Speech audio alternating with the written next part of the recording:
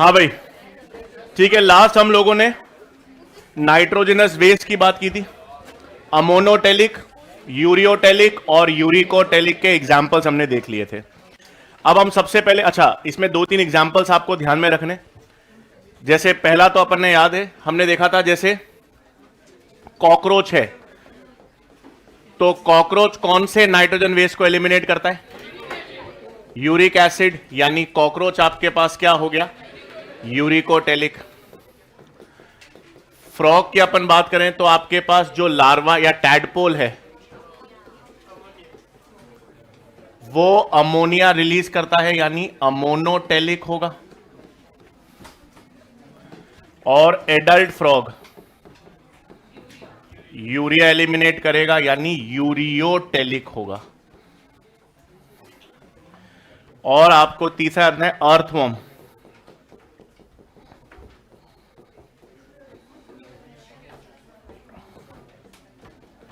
Earthworm ammonia भी निकालेगा, मतलब अमोनोटेलिक, और यूरिया भी निकालेगा, यूरियोटेलिक।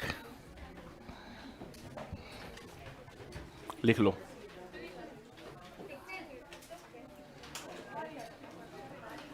लिखो। ये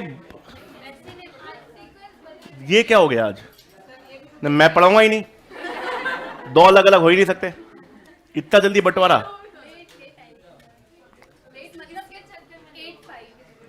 दोनों सेम ही आयोगे ना आप?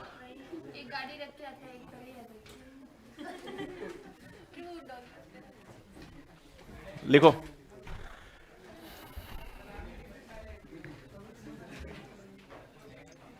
सुना ही नहीं मैंने।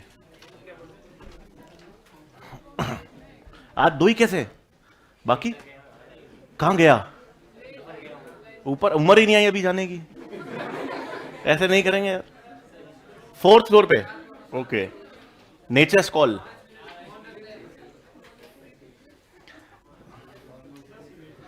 तो भी चार बैठा करते थे, दो ही बाकी, एक गायब है, दो गायब है, एक आई।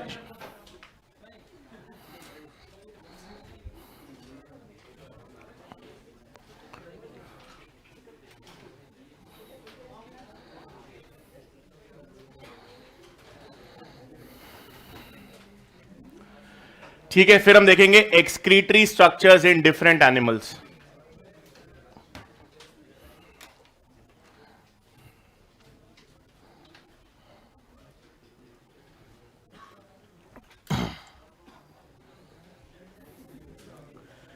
एक्सक्रीटरी स्ट्रक्चर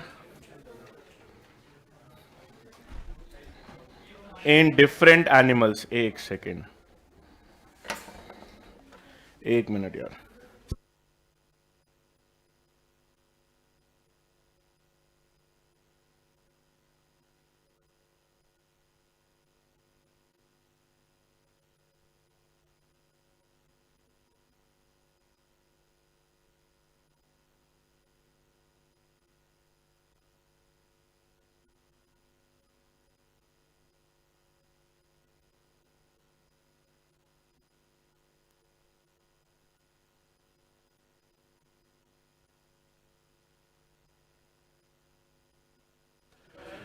ठीक है, तो आपके पास, अच्छा अब नेक्स्ट ले लो आगे।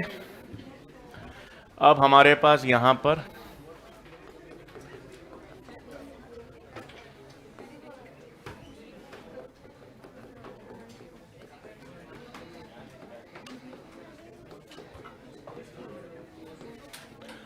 ठीक है, अब एनिमल्स और उनके एक्सक्रीटरी स्ट्रक्चर्स हैं। एनिमल्स हम चालू कहां से करेंगे? नॉन कॉर्डेट से। नॉन कॉर्डेट्स में सबसे पहले क्या आते हैं? पॉरीफेरा।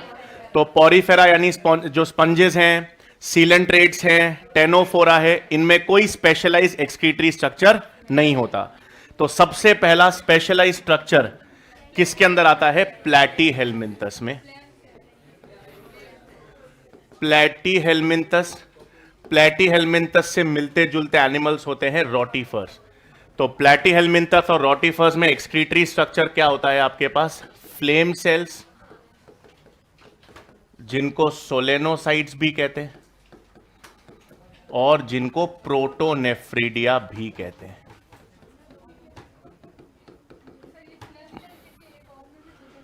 सिफेलो वो कॉर्डेटा है, हम पढ़ेंगे, अभी इसमें लिख रहा हूं। तो आपके पास फ्लेम सेल्स, सोलेनोसाइट्स, प्रोटोनेफ्रिडिया, और ये और they also perform osmo regulation.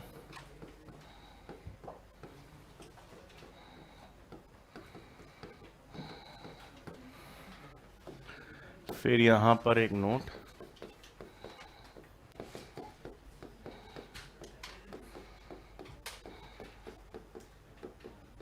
Cephalochordata आपके पास एक कॉर्डेट होता है और इसके अंदर भी आपको क्या मिलेंगे, फ्लेम सेल्स। तो सवाल याद रखना, अगर क्वेश्चन आता है कौन सा नॉन कॉर्डेट है जिसमें फ्लेम सेल्स होंगे, तो आंसर प्लैटीहेल्मिन्थस, और कौन सा कॉर्डेट है जिसमें फ्लेम सेल्स मिलेंगे, तो आंसर सिफेलोकॉर्डेटा। दोनों में फ्लेम सेल्स हैं, फर्क क्या है, प्लैटीहेल्मिन्थस आपके पास नॉन कॉर्डेट्स है।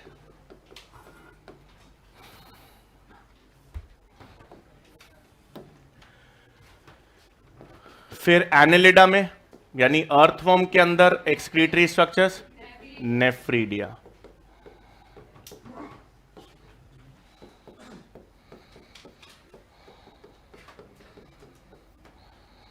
और आर्थ्रोपोडा में, अब आर्थ्रोपोडा में भी 3 कैटेगरीज है। एक तो आपके पास इंसेक्ट्स, इंसेक्ट्स में क्या होता है, मालफीजियन टिब्यूल्स,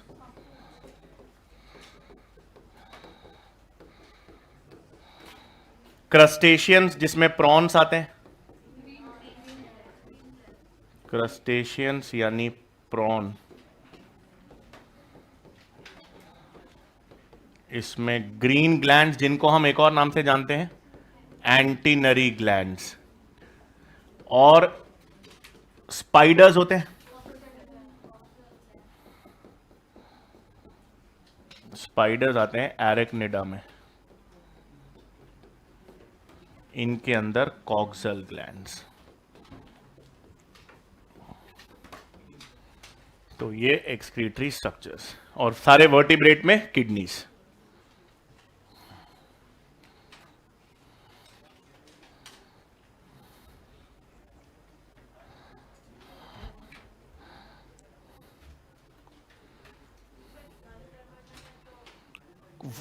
कोई स्पेशलाइज एक्सक्रीटरी ऑर्गन नहीं होता। एनसीईआरटी की लाइन है कि इकानोडर्माटा में excretion is perform by wandering amoebocytes, simple cells होते हैं जो एक्सक्रीशन में काम करते हैं, कोई स्पेशलाइज स्ट्रक्चर नहीं है। एस्केल्बिंथस में एच सेल्स, एच या रेनेट सेल्स होते हैं, वो हम पढ़ेंगे, लेकिन एच और रेनेट सेल्स एनसीईआरटी में नहीं लिखी हुई।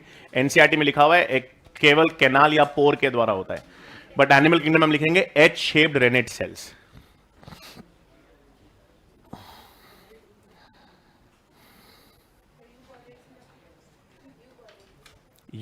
देखो सिफेलोकॉर्डेट ये हो गए, यूरोकॉर्डेट्स के अंदर भी किडनी लाइक स्ट्रक्चर होता है, ट्रू किडनी तो है नहीं उनमें।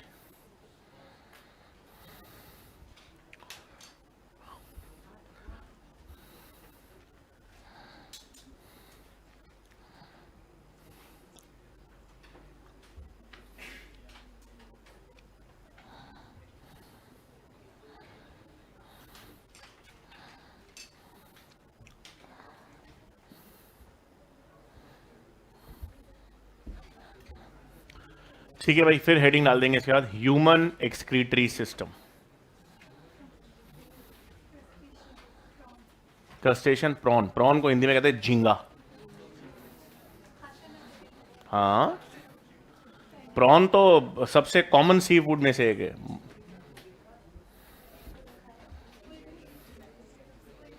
स्क्विड, लॉलीगो, वो तो मोलस्का है, स्क्विड्स। फिर एक वो श्रिम्स होती हैं,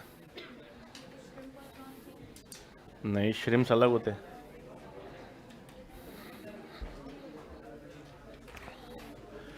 ठीक है भाई, फिर हेडिंग ह्यूमन एक्सक्रीटरी सिस्टम, और हम सबसे पहले एक्सक्रीटरी सिस्टम की फिजियोलॉजी देखेंगे, फिर उसका एनाटॉमिकल स्ट्रक्चर देखेंगे।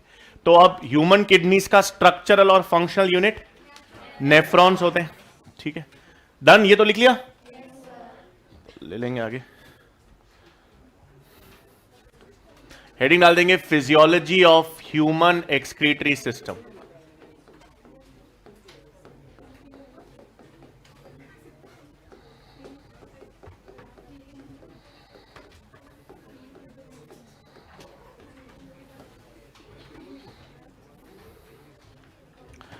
ठीक है, physiology of human excretory system, इसमें हम लिख लेंगे पहला पॉइंट तो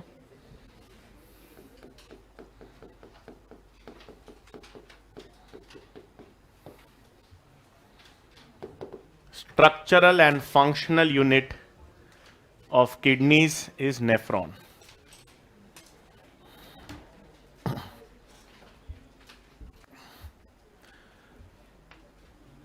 Structural and functional unit of kidneys are the nephrons.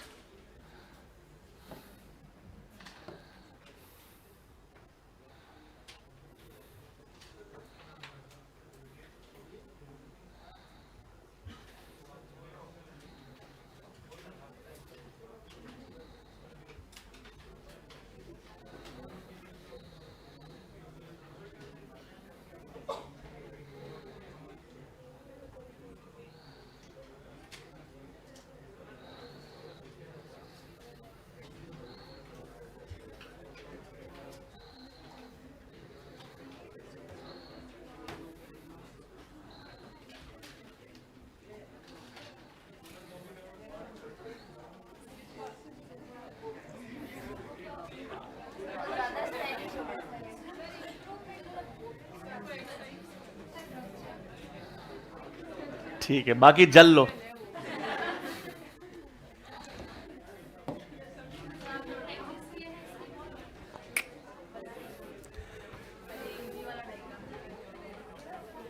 अभी देखो, अभी बिगड़ेगा।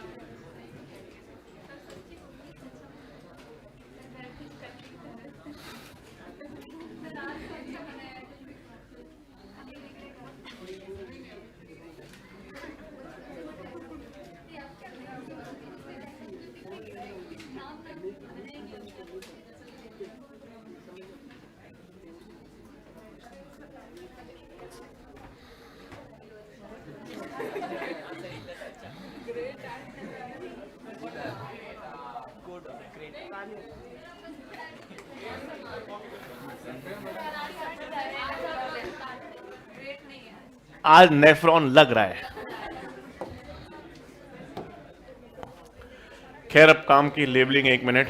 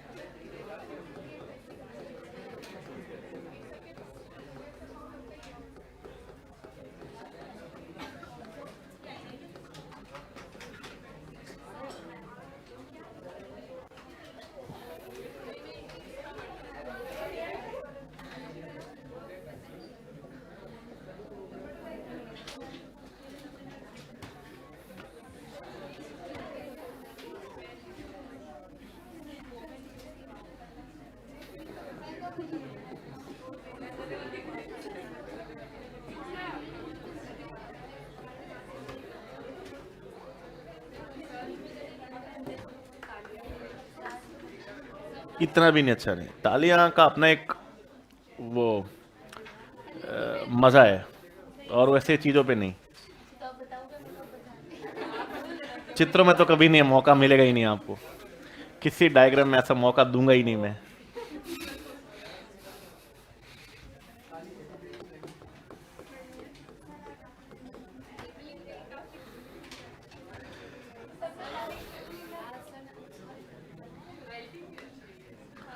राइटिंग तो मेरी अच्छी ही है।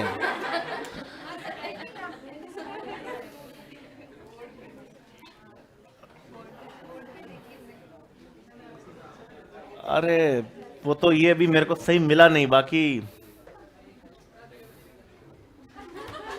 अब तो मेरे को ओके, अब देखना,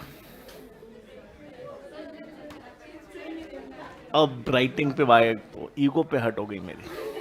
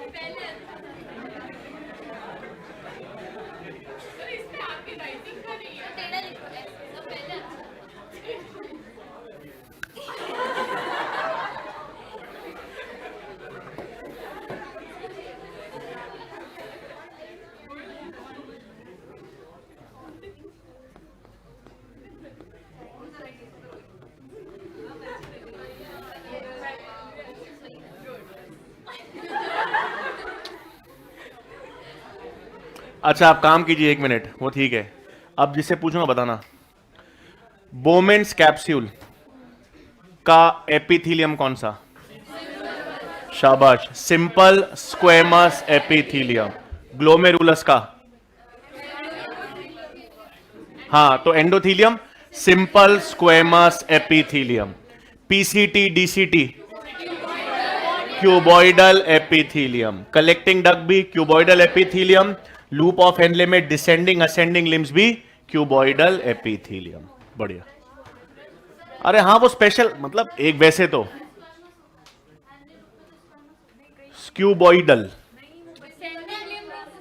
लूप ऑफ हेनले में majority of descending limb, majority of ascending limb cuboidal.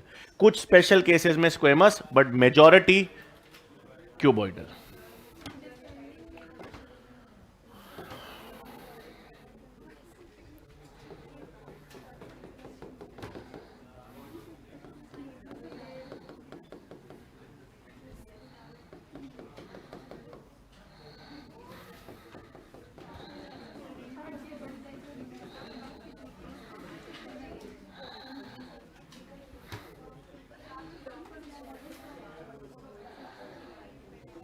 ये एफरेंट आर्टीरियोल और ईफरेंट आर्टीरियोल में से किसका डायमीटर बड़ा होता है? एफरेंट, जो लाने वाला है उसका डायमीटर ज्यादा होगा, जो ले जाने वाला है उसका डायमीटर कम होगा। क्यों जरूरी है ये? फिल्ट्रेशन हो सके।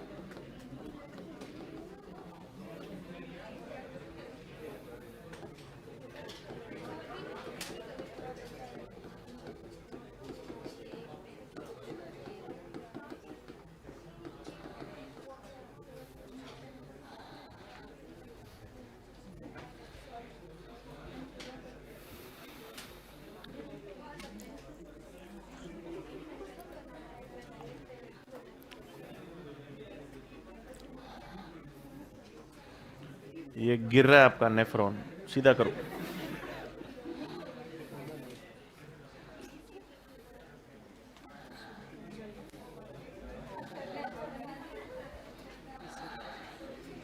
क्या ग्लोमेरुलस है, आहा आहा।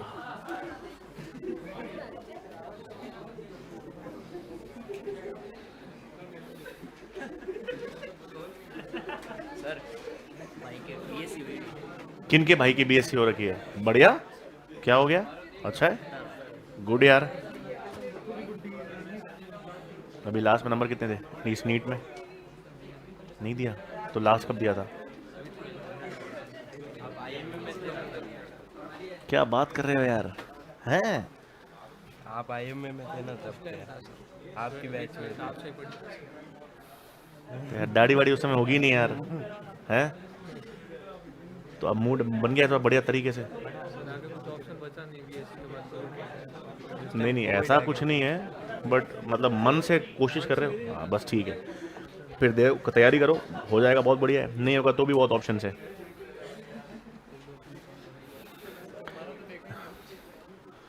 अरे यार इसको खाना वाना खिलाओ इसको, पतला बहुत है। ओह, यहाँ तो मतलब मेरे ख्याल से, अरे यार अच्छा बनाया यार।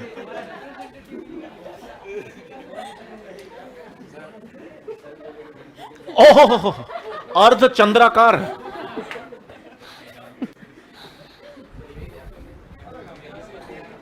ओह, आपका वो आग जलेंगे तब दिखेगा?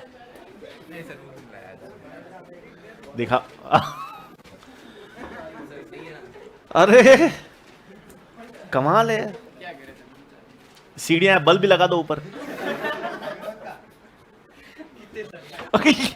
इतना बड़ा रह जाए इसमें आदमी, ये तो अच्छा है, एक्चुअल में अच्छा है, ये इनका ही तो है।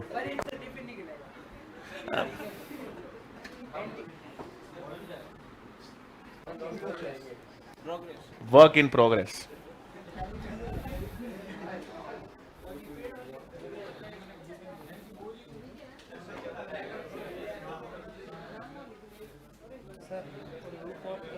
किधर?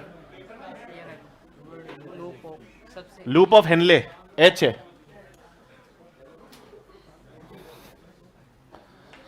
बन गया?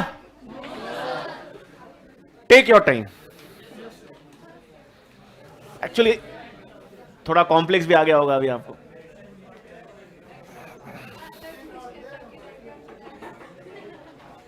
सालों बाद ऐसा मौका आया है।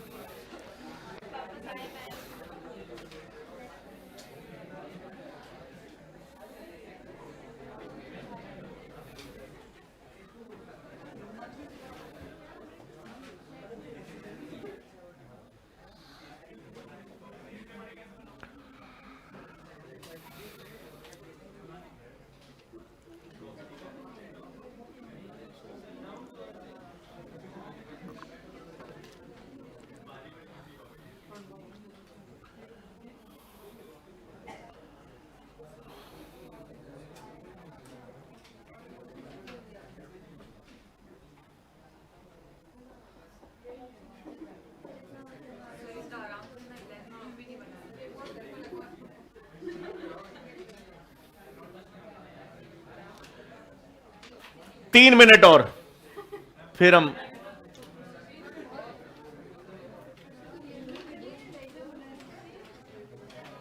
आप किसका बना रहे हो? ओह,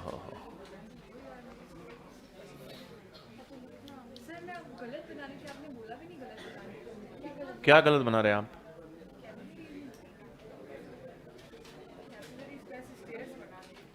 ठीक है, क्या फर्क पड़ रहा है? बल्ब लगा दो आगे, बल्ब सीढ़ियों के ऊपर।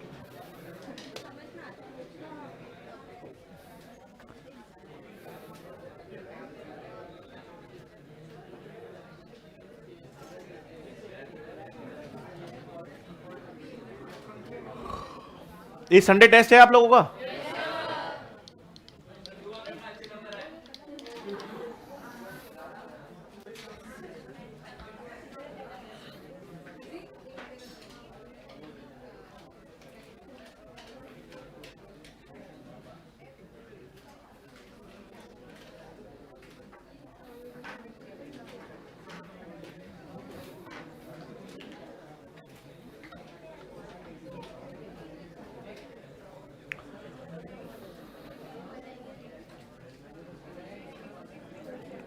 बन गया सबका?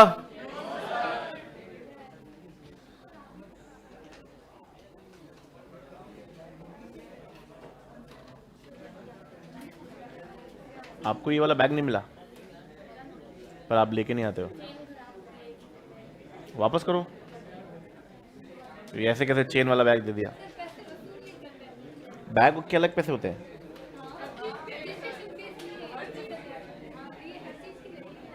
अच्छा, इन सब के भी?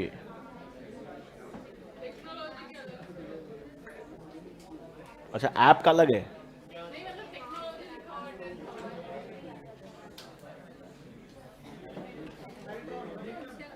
टेस्ट में आपका बायोलॉजी के सिलेबस में ब्रीदिंग, एक्सचेंज ऑफ गैसेस और सेल स्ट्रक्चर दो हैं।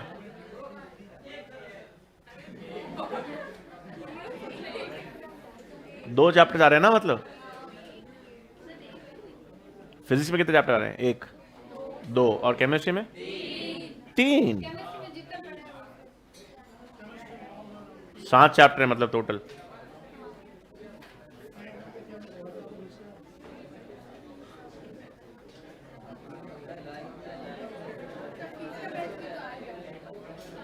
एक तारीख से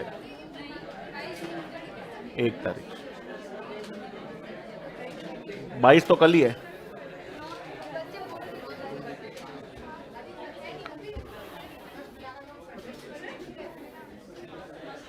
अब देखो यहां पर, अब 1 मिनट,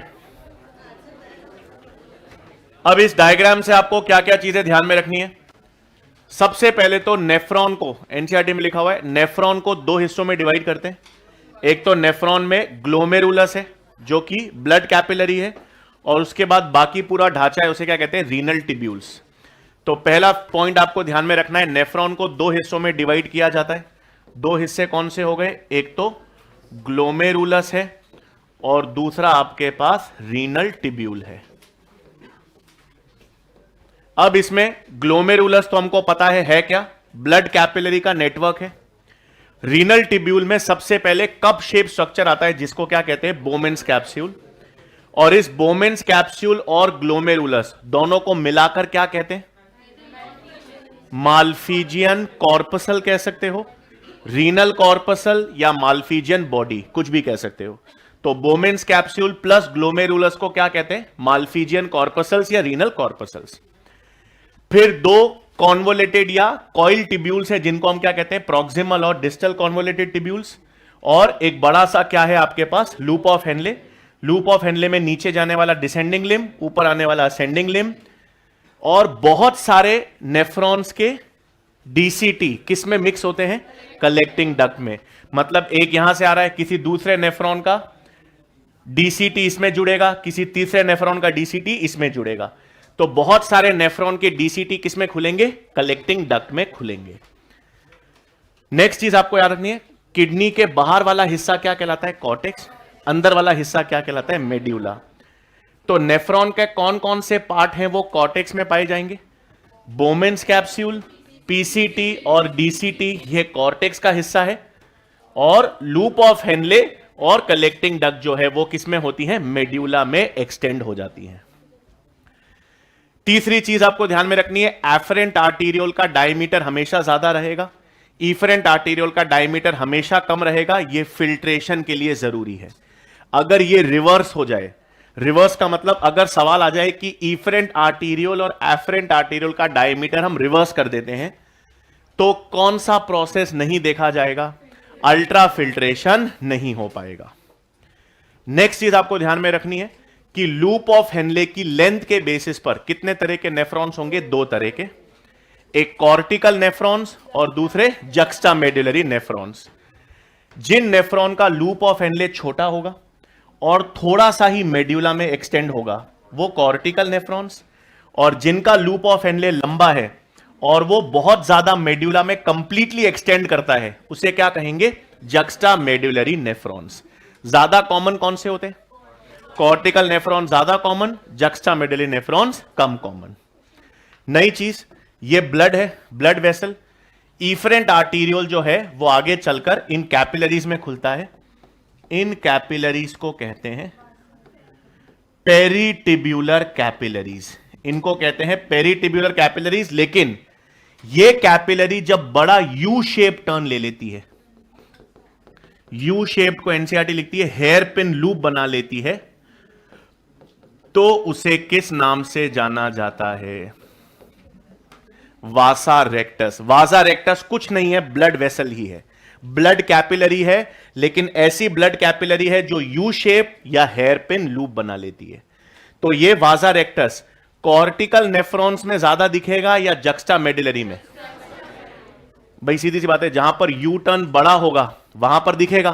तो जिसका लूप ऑफ हेनले लंबा है, जो मेड्यूला में एक्सटेंड कर रहा है, उसमें आपको क्या दिखेगा? वासा रेक्टस। जिनका लूप ऑफ हेनले बहुत छोटा है, उसमें क्या नहीं दिखेगा? वासा रेक्टस हाईली रिड्यूस्ड होगा। ठीक है, लिखे पॉइंट्स एक एक करके। पहला,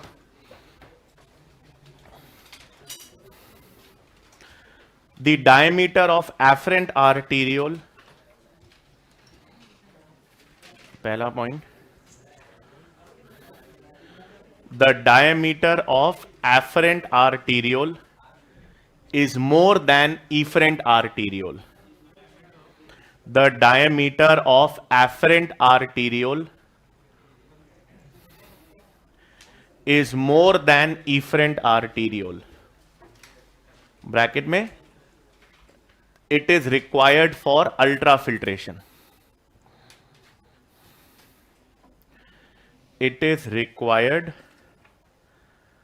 for ultrafiltration.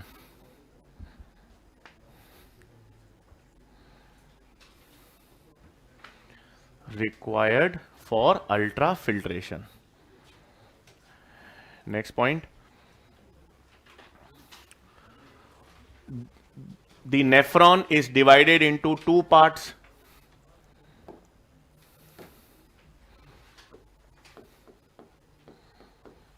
The nephron is divided into two parts.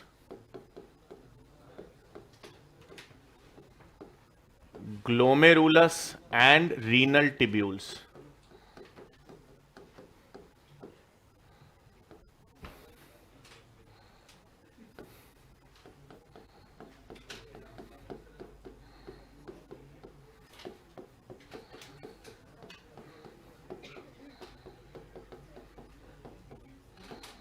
Glomerulus क्या हो गया आपके पास? टफ्ट या cluster of blood capillary.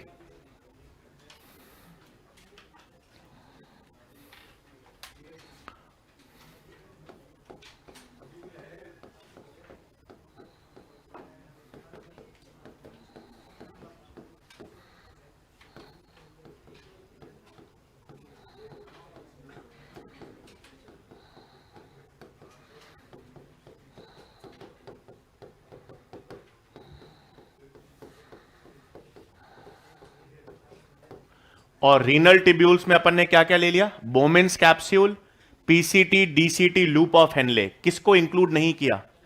Collecting duct. क्यों? क्योंकि एक नेफ्रॉन के लिए एक कलेक्टिंग डक्ट नहीं होती, कई सारे नेफ्रॉन के लिए कॉमन कलेक्टिंग डक्ट होती है।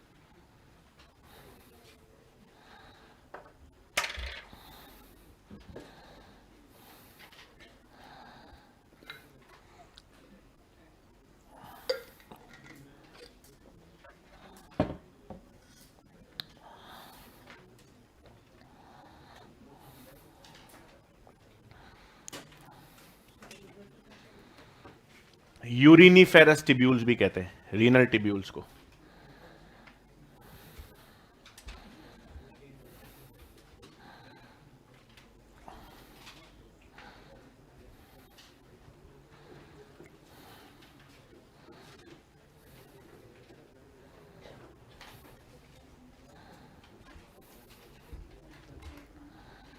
ठीक है, फिर लिखेंगे next point,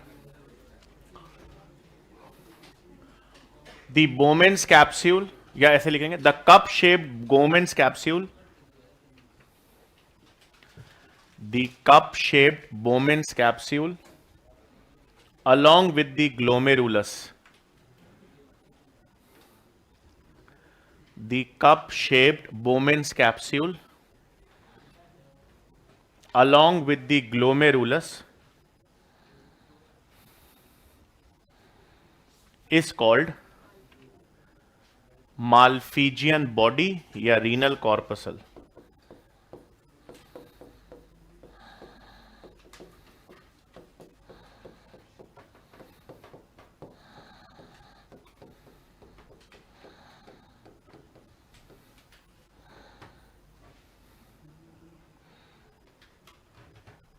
The cup shaped Bowman's capsule along with glomerulus is called the Malpighian body or renal corpuscle. ठीक है, फिर next point. The Malpighian body. Next point. The Malpighian body, comma, PCT and DCT. Malpighian body, PCT and DCT are present in the cortex region.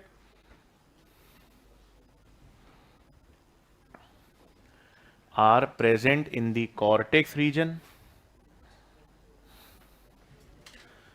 Whereas loop of Henle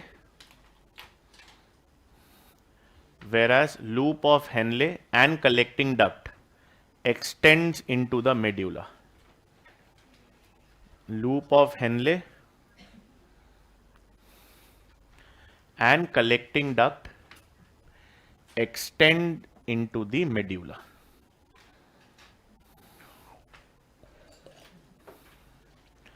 her kidney में लगभग कितने neurons nephrons होते हैं?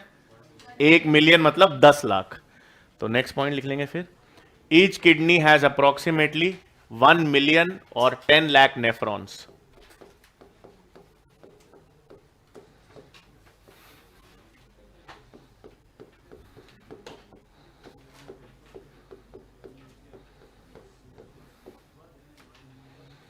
$1 million or 10 lakh nephrons, and these nephrons are divided into two types.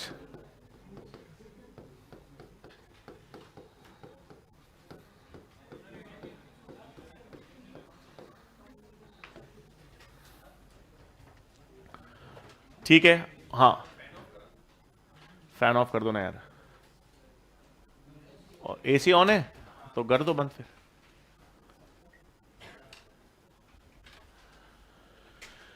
ठीक है.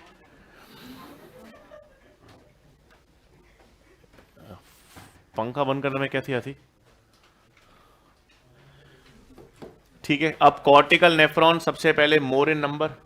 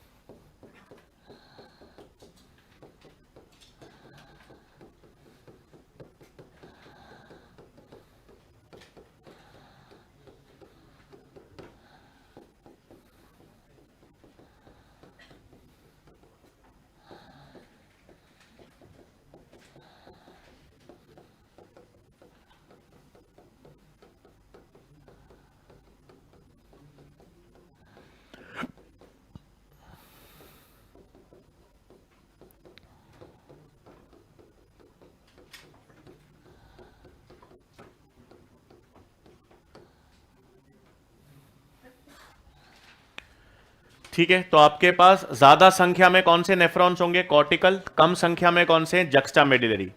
Cortical का मतलब है लूप ऑफ हेनले छोटा होगा तो मेड्यूला में पूरा एक्सटेंड नहीं करेगा, और जक्स्टा मेडुलरी में लूप ऑफ हेनले लंबा है, कंप्लीटली मेड्यूला में एक्सटेंड करेगा।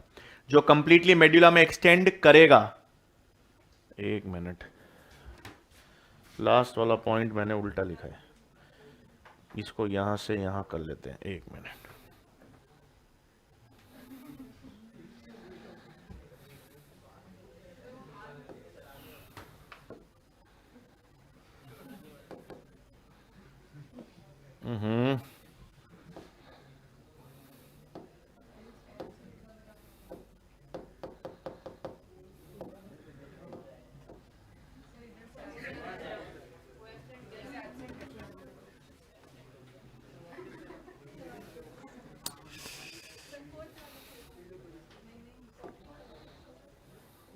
यार एरो चल नहीं रहा यार, आगे वाला ही तो।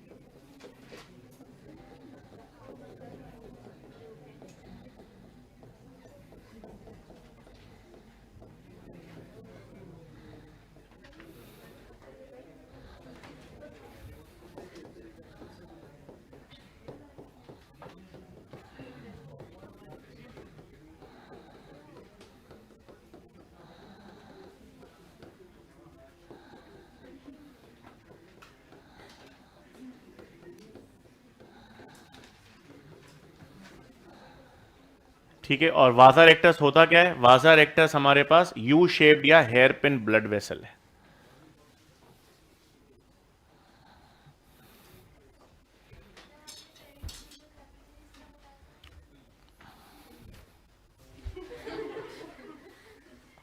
बदतमीजी मत करो,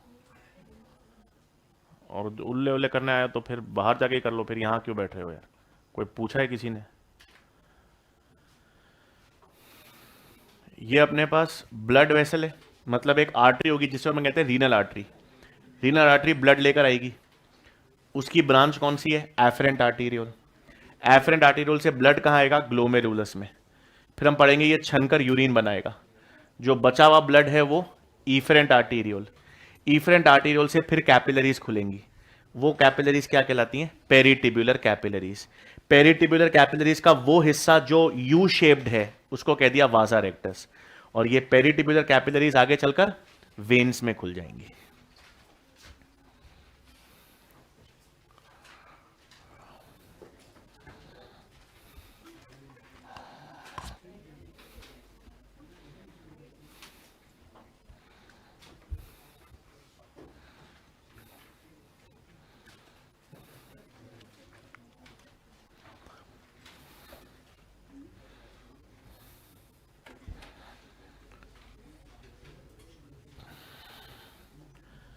ठीक है, फिर हम सबसे पहले बात करेंगे मैकेनिज्म ऑफ यूरिन फॉर्मेशन।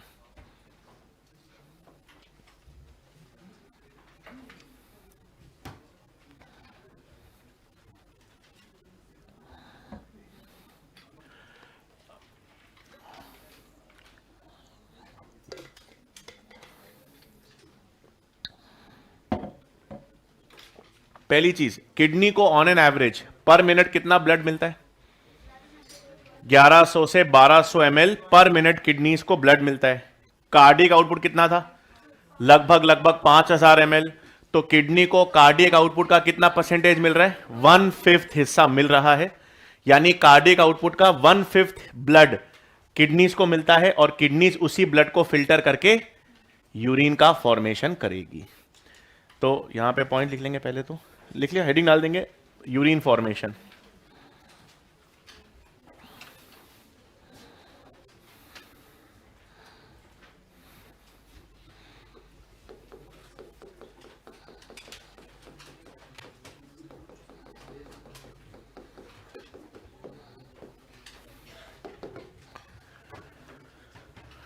ठीक है, तो इसमें लिखेंगे पहला पॉइंट तो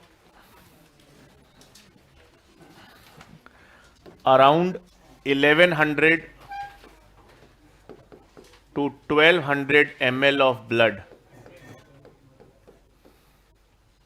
reaches the kidney per minute.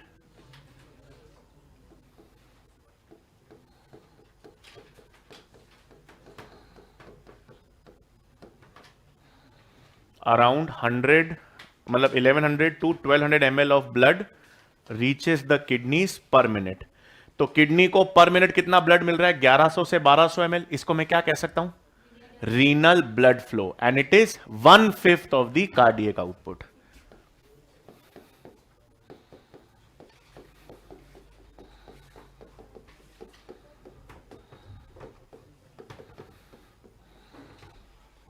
तो around 1100 to 1200 ml of blood reaches the kidneys per minute, which is 1/5 of the cardiac output. Which is 1/5 of the cardiac output. और bracket में इसे कहते क्या है? Renal blood flow.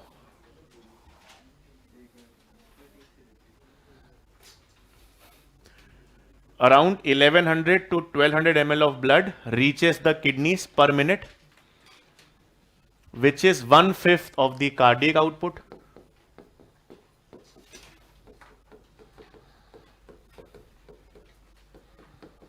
Which is 1/5 of the cardiac output. और bracket में इसे कहते हैं called renal blood flow. अब कितने स्टेप्स होंगे यूरिन फॉर्मेशन में? 3.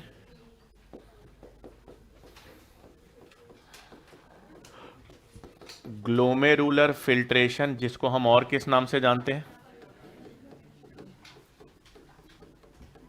ये अल्ट्रा फिल्ट्रेशन क्यों कहते हैं?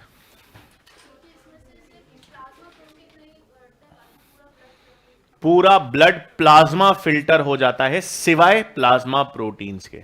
देखेंगे. दूसरा रीएब्जॉर्प्शन.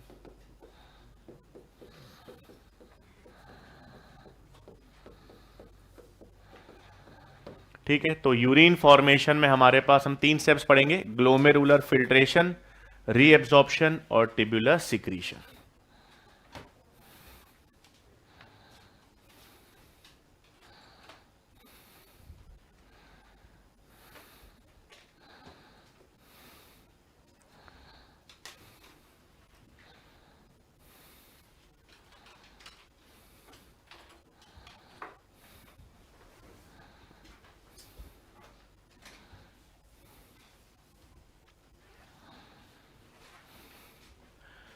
ठीक है, सबसे पहला स्टेप ग्लोमेरुलर फिल्ट्रेशन.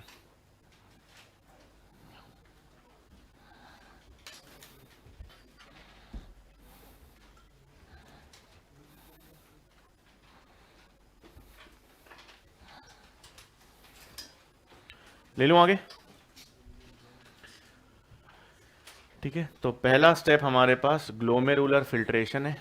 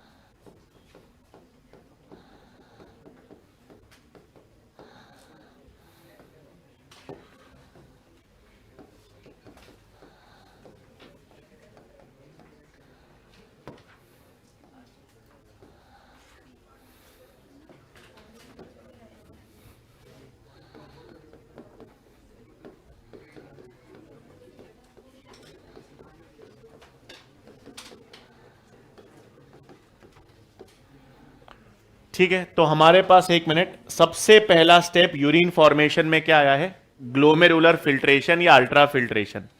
इसका मतलब क्या है? ब्लड रीनल आर्टरी लेकर आ रही है, कितना 1100 से 1200 ml ब्लड आ रहा है, और वो ब्लड जो है वो किस में फ्लो करेगा? ग्लोमेरुलस में। तो अल्ट्रा फिल्ट्रेशन या ग्लोमेरुलर फिल्ट्रेशन का मतलब है ब्लड जो ग्लोमेरुलस में है वो छन कर फिल्टर होकर कहां पर आ जाएगा? बोमेन्स कैप्सूल में। तो ब्लड जब ग्लोमेरुलस से फिल्टर होकर बोमेन्स कैप्सूल में आता है तो इस प्रोसेस को क्या कहते हैं? Glomerular filtration. कुछ नहीं है, ब्लड छन रहा है, और छन रहा है मतलब कहां से कहां आ रहा है? ग्लोमेरुलस से बोमेन्स कैप्सूल में आ रहा है। अब एक एक करके, सबसे पहले जब ब्लड छनेगा या फिल्टर होगा तो ब्लड सेल्स फिल्टर नहीं होते। आरबीसीज, डब्ल्यूबीसीज, प्लेटलेट्स जो फॉर्म्ड एलिमेंट्स थे, ब्लड सेल्स थे, वो फिल्टर नहीं होते।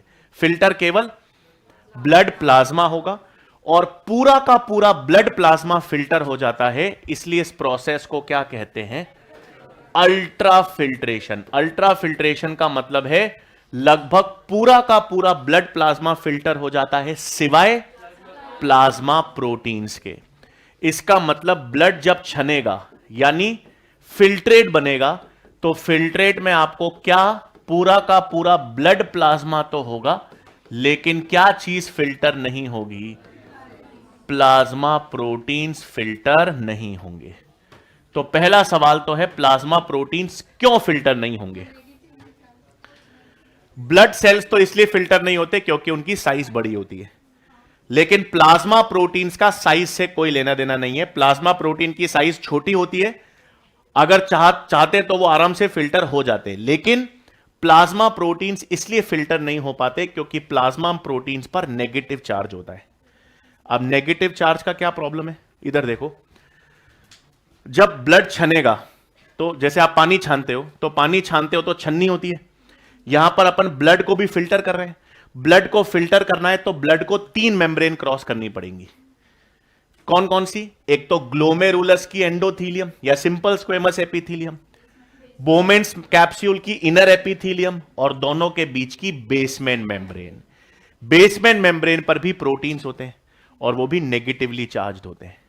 तो बेसमेंट मेम्ब्रेन का नेगेटिव चार्ज, प्लाज्मा प्रोटीन्स का नेगेटिव चार्ज, दोनों एक दूसरे को रिपेल करता है, और प्लाज्मा प्रोटीन्स इस कारण क्या नहीं हो पाते? फिल्टर नहीं हो पाते। प्लाज्मा प्रोटीन्स के फिल्टर ना होने का कारण क्या है? Negative charge. फिर नेक्स्ट चीज, तो बेसिकली फिल्ट्रेशन का मतलब पूरा का पूरा ब्लड प्लाज्मा फिल्टर हो जाएगा सिवाय प्लाज्मा प्रोटीन्स के, और ब्लड प्लाज्मा छन कर कहां आ जाएगा? बोमेन्स कैप्सूल में। अब दो चीजें हैं, ये ब्लड जब छनेगा या फिल्टर होगा तो इस फिल्ट्रेशन को प्रमोट करने में 2 फैक्टर्स काम करेंगे। 2 फैक्टर्स कौन कौन से काम करेंगे? एक तो फिल्ट्रेशन मेम्ब्रेन, ब्लड छनेगा तो ये मेम्ब्रेन का क्रॉस छनेगा, और दूसरा है जिसे हम कहते हैं इफेक्टिव फिल्ट्रेशन प्रेशर या नेट फिल्ट्रेशन प्रेशर। 2 फैक्टर्स जो अल्ट्रा फिल्ट्रेशन या ग्लोमेरुलर फिल्ट्रेशन को प्रमोट करेंगे, एक तो है फिल्ट्रेशन मेम्ब्रेन, दूसरा है फिल्ट्रेशन प्रेशर। कैसे?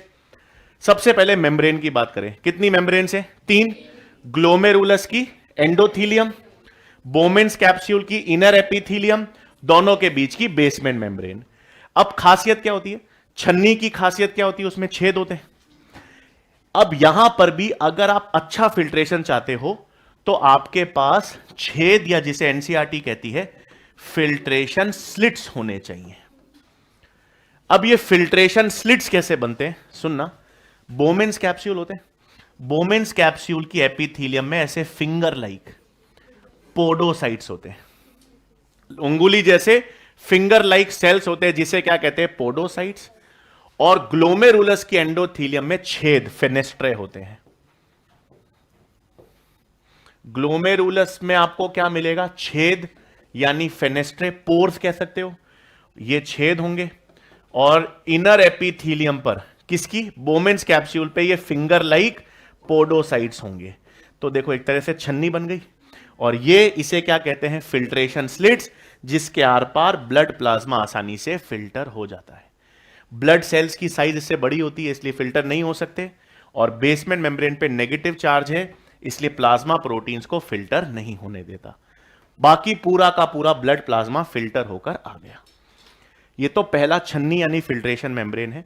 दूसरा फैक्टर जो काम करता है उसे हम कहते हैं EFP या NFP, आप इसको कह सकते हो इफेक्टिव या नेट फिल्ट्रेशन प्रेशर। अब ये क्या है, एक सेकेंड।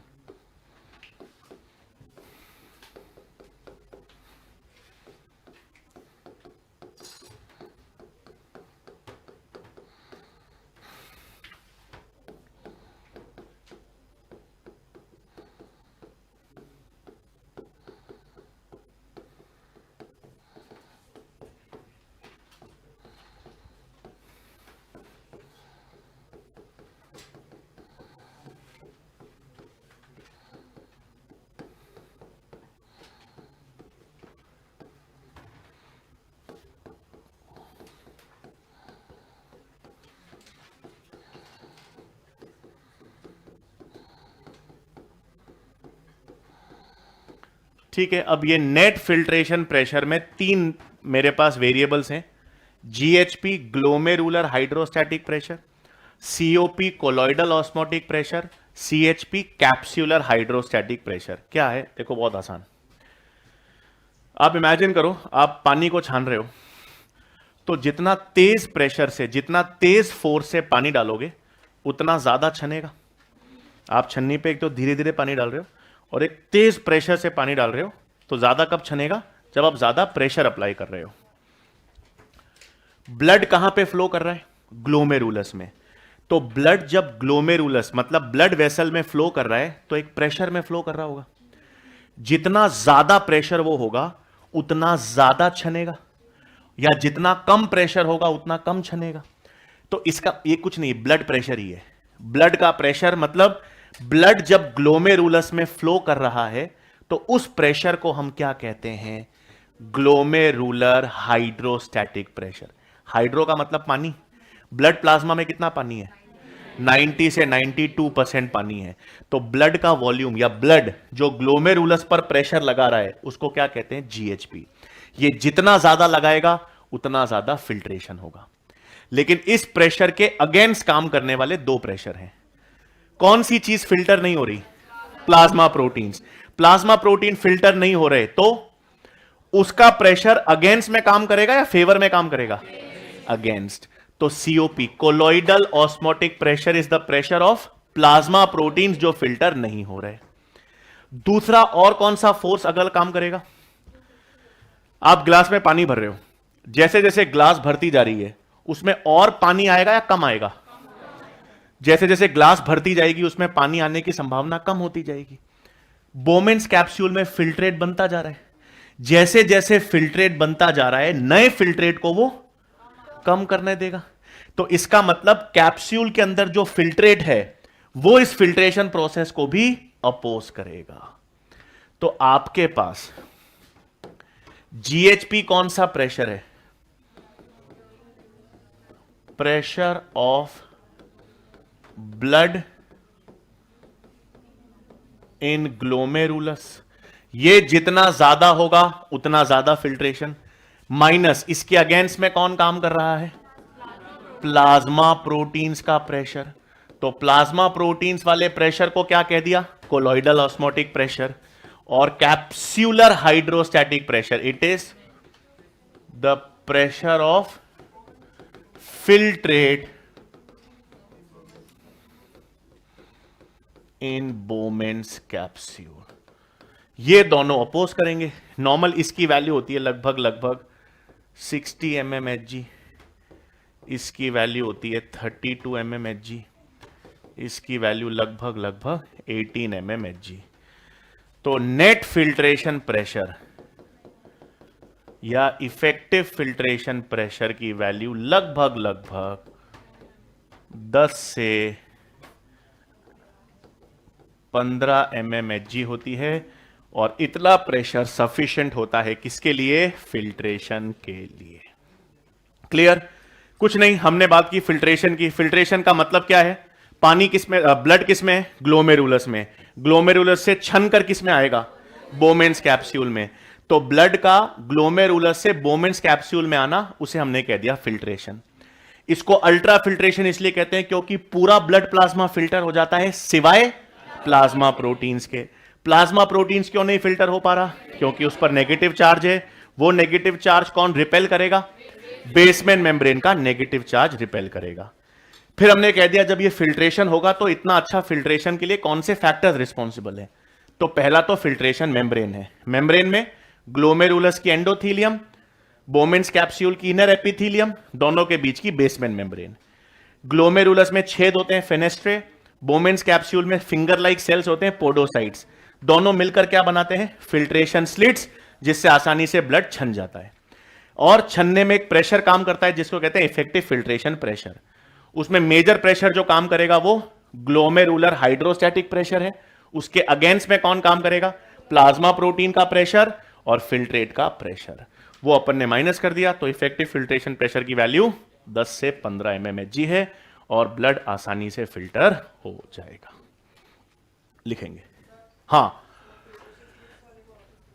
फिल्ट्रेशन स्लिट का मतलब है आपको जाली बनानी है, एक ऐसी जाली जिसमें छेद हो। तो जाली में छेद, छेद मतलब फेनेस्ट्रे किस में मिलेंगे? ग्लोमेरुलस में। और फिंगर लाइक सेल्स बीच बीच में होंगे जिसको क्या कहेंगे? पोडोसाइट्स। वो किस में मिलेंगे? बोमेन्स कैप्सूल की अंदर एपिथीलियम। दोनों मिलकर, दोनों का एक इंट्रिकेट अरेंजमेंट, इंट्रिकेट का मतलब जगह जगह पर लाइनें पोडोसाइट्स हैं, बीच बीच में छेद हैं, ये मिलकर क्या कहलाता है? फिल्ट्रेशन स्लिट, जिससे ब्लड छनकर बोमेन्स कैप्सूल में आ जाएगा। ये नहीं होता ना तो ब्लड सेल्स भी आ जाते। अगर आप छन्नी नहीं है पूरा ही ब्लड, तो फिर वो पूरा का पूरा ब्लड यहीं आ जाएगा। ये फिल्ट्रेशन स्लिट्स मेक श्योर या इंश्योर्स कि ब्लड सेल्स फिल्टर ना हो पाए। फिंगर लाइक सेल्स हैं, इंट्रिकेट। ये जाली बनाते हो ना, जाली में क्या छेद होने चाहिए, बाकी उसकी ढांचा भी तो होना चाहिए करो। तो वो ढांचा कौन बना रहा है? पोडोसाइट्स। बीच बीच में छेद किसके हैं?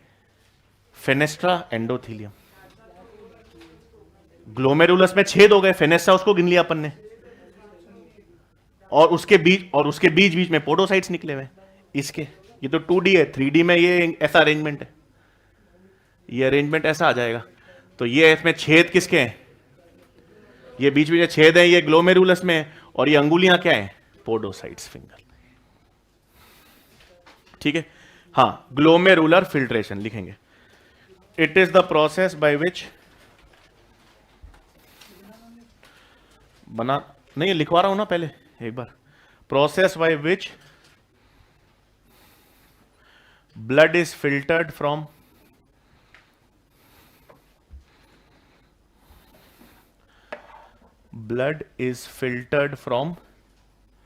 glomerulus into the Bowman's capsule.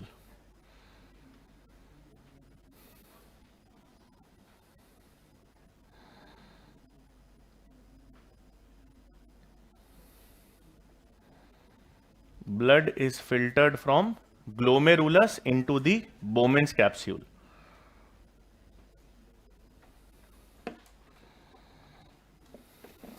ठीक है, next point.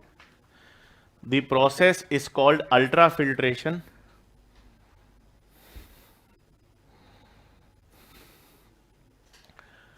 The process is called ultrafiltration because complete blood plasma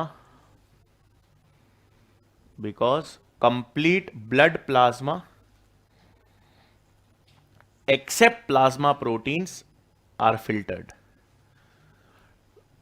Because complete blood plasma except plasma proteins is filtered.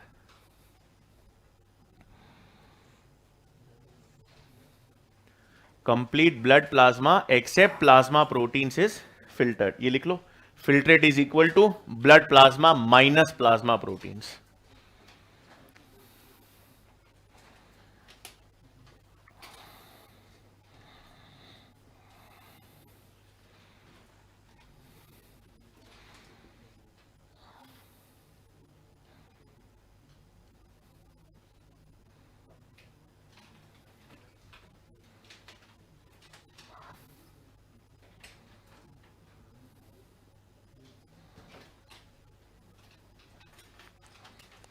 ठीक है, यहां पे एक नोट लिख लेंगे,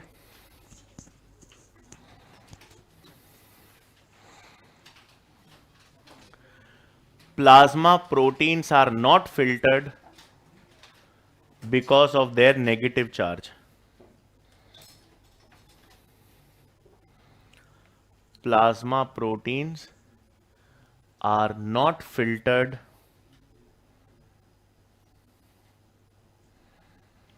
because of their negative charge.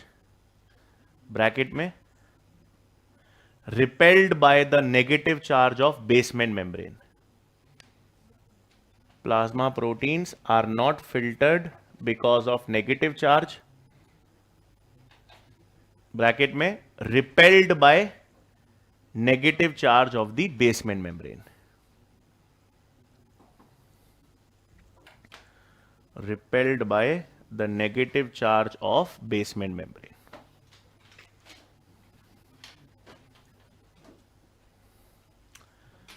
फिर नेक्स्ट, फैक्टर्स प्रमोटिंग अल्ट्राफिल्ट्रेशन.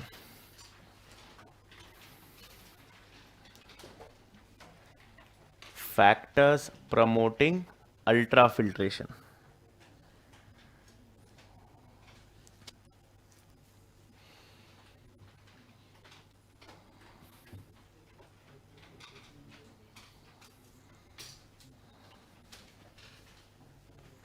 इसमें पहला factor filtration membrane.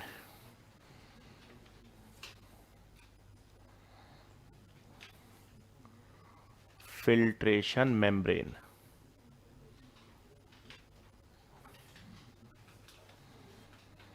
It comprises of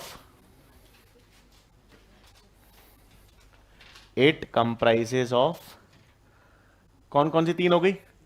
endothelium of glomerulus, inner epithelium of Bowman's capsule and basement membrane between the two.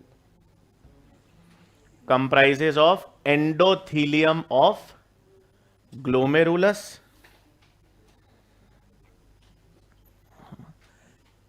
inner epithelium of Bowman's capsule, inner epithelium of Bowman's capsule and basement membrane between the two.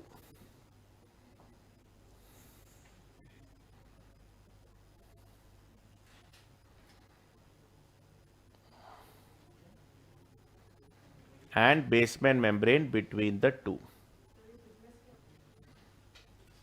इनकी thickness वही 0.3 से 0.4 millimetre रहती है. वो उसकी इससे भी कम 0.2. अरे 1 मिलीमीटर से कम, लेस देन 1 मिलीमीटर तो 0.2. उससे हल्की सी मोटी रहती है.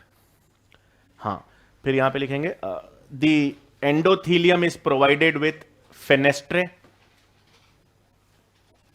The endothelium is provided with fenestrae. Fenestrae का मतलब होता है छेद, pores. The endothelium is provided with, लिखा हुआ है fenestre.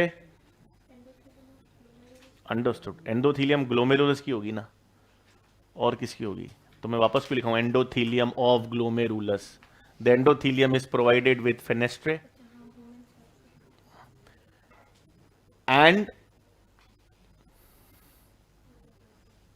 The epithelium of Bowman's capsule and the epithelium of Bowman's capsule has specialized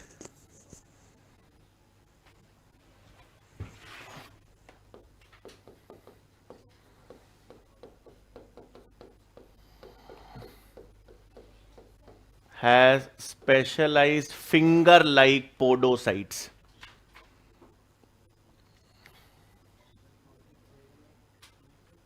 And the epithelium of Bowman's capsule has specialized finger-like podocytes.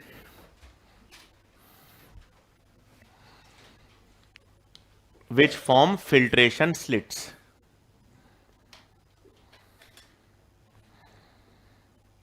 Which form filtration slits. through which blood is filtered.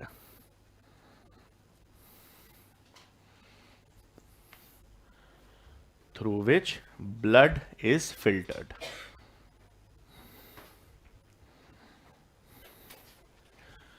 और second ये पूरा लिख लो, effective filtration pressure, सीधा यूं, और इसकी value.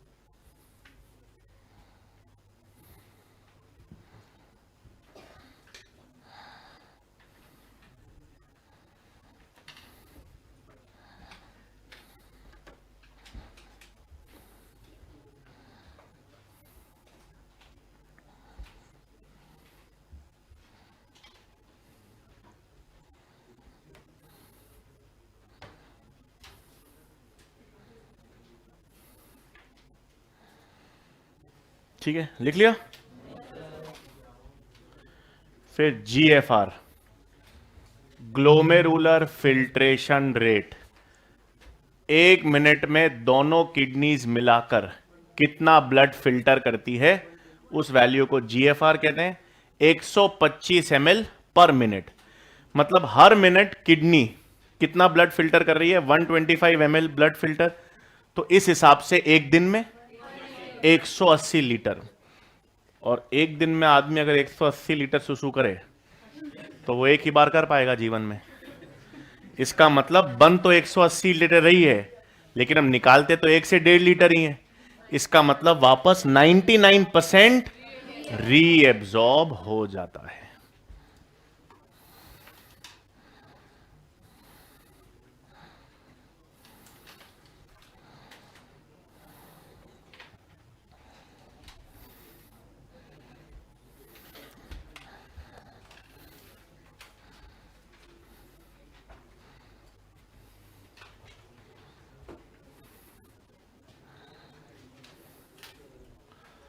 लिख ले यहां तक. फिर नहीं, GFR,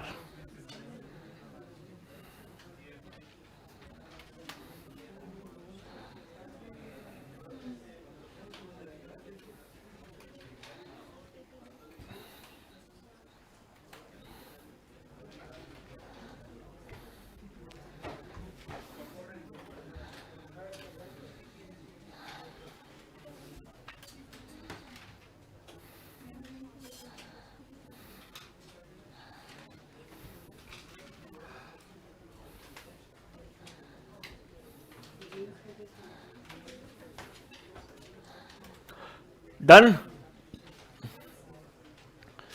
तो अब अपने पास नेक्स्ट यहां पर GFR,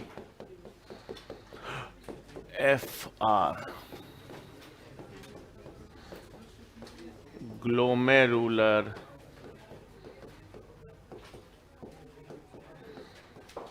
फिल्ट्रेशन रेट। नहीं, थर्ड पॉइंट नहीं, दोनों मतलब है उसके अंदर ही, फिल्ट्रेशन के अंदर ही पढ़ रहे हैं, लेकिन अलग से टॉपिक है, GFR। It is the amount of blood filtered by kidney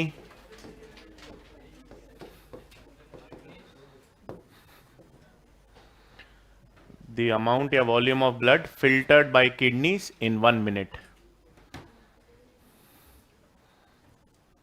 the amount of blood filtered by kidneys in 1 minute। इसकी वैल्यू हो गई 125 ml पर मिनट।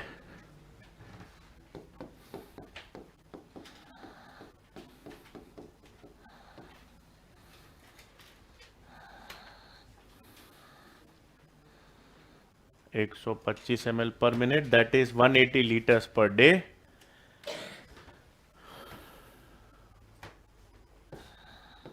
इसका मतलब हैंस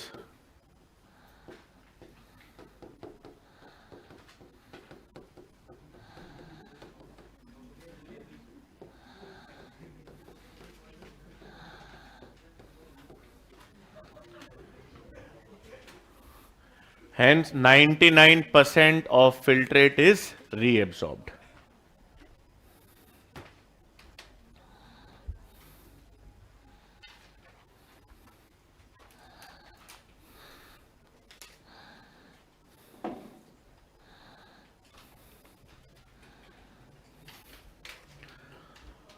ठीक है, इसमें एक पॉइंट और आप ऐड कर सकते हो कि ये फिल्ट्रेशन फ्रैक्शन क्या होता है। ये तो क्लियर 125। अब देखो फिल्ट्रेशन फ्रैक्शन कैसे निकालते हैं, मतलब कितना ब्लड आया, कितना फिल्टर हुआ। इधर एक सेकेंड, मैं यहां पर फिल्ट्रेट फ्रैक्शन की बात कर रहा हूं। देखो रीनल ब्लड फ्लो कितना था, RBF, मतलब पर मिनट किडनी में कितना ब्लड आया, 1100 से 1200 ml। अब पूरा ब्लड हमारे काम का नहीं है, क्योंकि इसमें से ब्लड सेल्स तो फिल्टर होते ही नहीं। तो ब्लड का कितना परसेंटेज प्लाज्मा है, 55%। इस वॉल्यूम का 55% प्लाज्मा है, वही फिल्टर होगा। तो मेरे पास नेक्स्ट वैल्यू आ गई रीनल प्लाज्मा फ्लो। इसका मोटा मोटा 55% लूंगा तो लगभग तो 650 ml प्लाज्मा आया। फिल्टर कितना हुआ, 125 ml। भाई पूरा ब्लड तो फिल्टर मैं नहीं गिन रहा, क्यों, क्योंकि ब्लड सेल्स तो होते ही नहीं फिल्टर। तो अब मेरे पास फिल्ट्रेशन फ्रैक्शन की वैल्यू क्या हो गई, फिल्ट्रेशन फ्रैक्शन का मतलब है अपन ने कितना, किडनी ने कितना ब्लड फिल्टर किया, उसको कितना ब्लड टोटल मिला। तो किया कितना, 125, आया कितना, 650। लगभग फिल्ट्रेशन फ्रैक्शन भी क्या है, 1/5 वैल्यू। मैंने इसको 1100 से 1200 से डिवाइड क्यों नहीं किया, क्योंकि ये टोटल ब्लड आ रहा है। टोटल ब्लड में से ब्लड सेल्स तो फिल्टर होते ही नहीं, उसको अलग कर दिया। तो जो प्लाज्मा है वही फिल्टर होगा। टोटल प्लाज्मा कितना आया, 650, उसका फिल्टर कितना किया, 125। तो फिल्ट्रेशन फ्रैक्शन कितना आ गया, 1/5 वैल्यू। लिख लो, पीछे वाला बाकी है।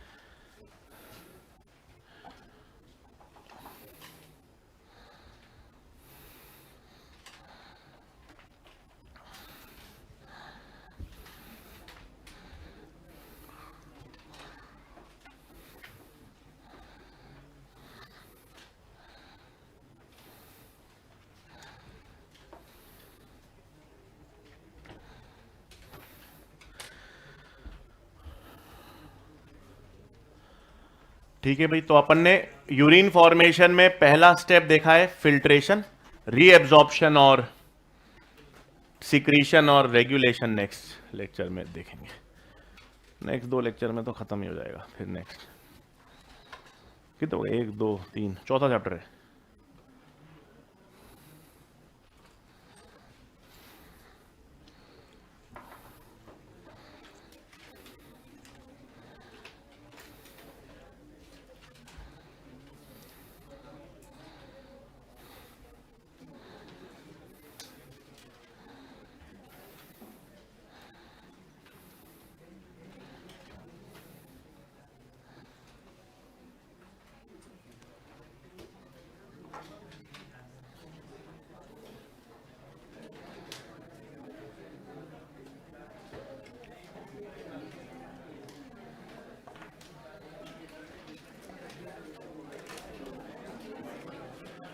डन हटा दूं एक बार वो कर देता हूँ फिर आप